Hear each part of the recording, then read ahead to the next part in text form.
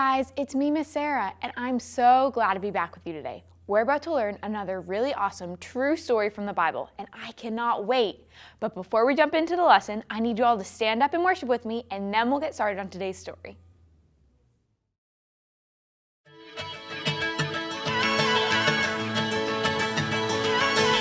You never turn away, you never leave my side. And every time I call your name out just to find that you're already right here with me, never been alone. I can trust you with my heart, 'cause this I know. You are always faithful, you love me from the start. No matter what I'm facing, I will trust you with my heart. You are more than able to lead me through the dark. Your love is never failing, I will trust you with my heart. Oh, I will trust you with my heart. There are days when I feel I need a friend, and then I hear your voice reminding me again that you're already right here with me, never been alone. I can trust you with my heart, 'cause this I know. You are always faithful, you love me from the start. No matter what I'm facing, I will trust you with my heart. You are more than able to lead me through the dark. Your love is never failing, I will trust you with my heart. Oh, I will trust you with my heart. No matter what may come, no matter what I go through, God, you are never gonna fail me, I will trust you with my heart. No matter what may come, no matter what I go through, God, you are never gonna fail me, I will trust you with my heart.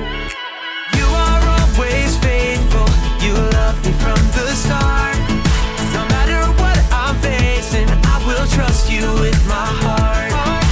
You are more than able to lead me through the dark.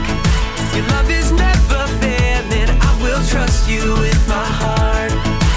Oh, I will trust you with my heart. Oh, I will trust you with my heart. Oh, I will trust you with my heart.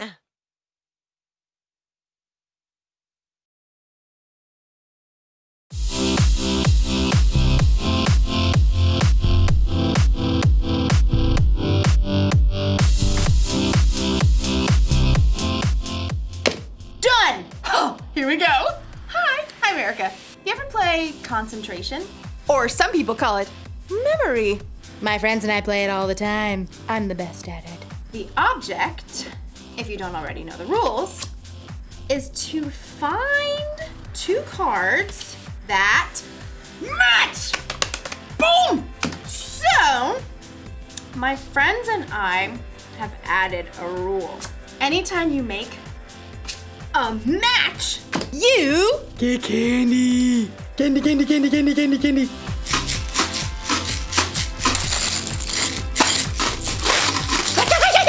What can I do? It's a rule, and rules are part of life. Yes! You've got to talk about rules when you're talking about responsibility.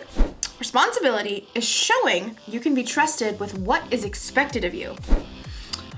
Of course, the rules don't say I have to eat candy every time I get a match. So, usually, I save it for later. This is what I've won so far. I mean, what can I say? I know how to pick 'em. My friends are like, you're too good at this game. Give us some candy. And I'm like, get your own. I might have a problem. No. Today's story is one that Jesus told about a man who had a little problem with sharing. Who knows what that's like? I'll see you in a bit. Mine.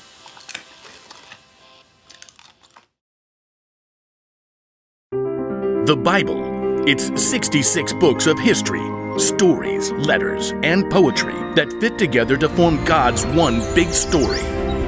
The epic adventure of how He created us and loves us so much that He made a way to rescue us. As we travel through the Bible, from Genesis to Revelation, we discover people who met God and found their lives changed forever. Now, for an amazing story, inspired by the book of Luke, chapter 12, verses 13 through 21. Everywhere Jesus went, large crowds followed him. Some really wanted to learn and change. Some were just curious. Others, like the religious leaders, listened to Jesus' words so they could trap him with tricky questions. But there were some people who just wanted Jesus to back them up, to tell them that their way was the right way. One of these was a man, we'll call him Ezra. Teacher! Hey! Teacher! Ezra's demand was loud enough that everyone stopped talking to look at him. Are you gonna let me through or what? Ezra shoved through the crowd, dragging another man behind him, his brother.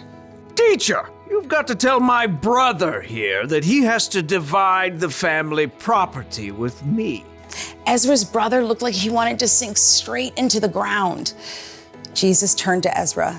Friend, who made me judge or umpire between you? People listen to you. I thought you could, just settle this. Tell my brother I'm right. Watch out. Be on your guard against wanting to have more and more things. Life is not made up of how much a person has. That is not what I asked. Jesus didn't argue with the man. Instead, he told a story, a parable. If he had told this story today, it might sound just a little something like this. There once was a rich man whose field grew a fantastic crop of grain. Perhaps it was corn. His manager brought him the good news. Sir, we're set to bring in a bumper harvest of cobs and kernels. Yes! Go me! Oh, well, your employees did an excellent job of preparing the fields. Go me! And there was a lot of sunshine. Go me! And just the right amount of rain. Go me! Yes, go you. Harvest the crop at once! Well, we're working on that. There's just a little problem. Problem? Who messed up? Fire them at once! Oh, no. It's a good problem. You don't have enough barn space to store all your grain. Huh. I'm just too successful. Go me. Well, I was thinking you could share some of the grain. Share it? Well, yes. Some extra bushels for your employees, maybe give some of it away, popcorn for all the kids in town, hold a cornbread festival for everyone. But it's all mine. Oh, yes, it is. I know. I'll tear down my barns and build bigger ones. Then I can store up all the extra grain for myself. Oh. See to it. I want those new barns up by the time the corn harvest is in. Yes, sir. The old barns were torn down and brand new, bigger barns were built. Perfection. Is the corn harvest complete? Yes, sir. All finished. Excellent. Have the men store it all in these new barns immediately. But they're so tired. I said immediately. Yes, sir. At last, the rich man's entire corn crop was stored in his shiny new barns. He settled back in a comfy deck chair and surveyed his property as the sun set. Go me!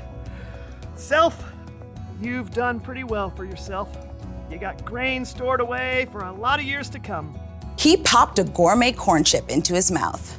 Self, take it easy. Eat, drink, and live it up. You foolish man.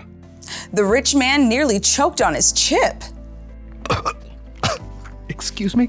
The rich man looked around, but he could see no one. He was entirely alone. Oh, great. Is this supposed to be some God moment where I discover what I've been doing wrong? That's exactly what it was. You foolish man. Tonight I will take your life away from you. Then who will get what you have prepared for yourself? Could we come up with a different ending to this story? But there was no way out for the rich man. He had chosen to focus only on what he could keep for himself.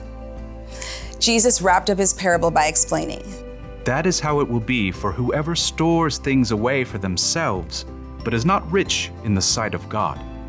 We don't know how Ezra responded, but maybe, just maybe, he started worrying less about getting more of his family's stuff. Maybe he started to care a little more about sharing what he did have with his brother. Jesus told the story of a rich man. He had more than enough food for himself to eat, and he kept it all. Every last grain. Don't misunderstand me. There's nothing wrong with saving. It's good to save your allowance money for that new toy you want. It's good to save candy for later instead of eating it all at once. But saving wasn't the problem with the rich man. No. His problem was his heart. He loved himself and his stuff more than he loved other people. And that's not good, because people are always more important than stuff. You see, I can't say that I'm a follower of Jesus if I'm going to be selfish with the things I have. Those things don't match. It's our responsibility to share with others, and we all have something we can share. Maybe you have time to share, or money, or candy. You're going to have all kinds of chances in your life to share with someone who has less than you. Don't miss your chance. Here's a rule for life to remember today. Share what you have. I've got candy to share next time I see my friends. I've got clothes I don't wear anymore that I could donate. And I've got time if anyone wants to play concentration with me later. Although I warn you, I'm pretty much the best at it. See you next time. I'll save you some candy.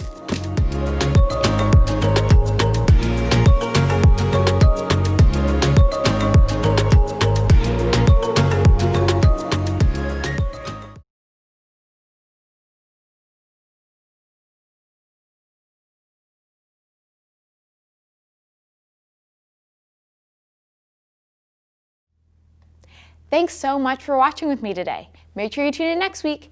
And if you liked today's video, you can always check out the link in the description. It's full of fun activities and games that you can do to remember today's lesson all week long. I'll see you next time.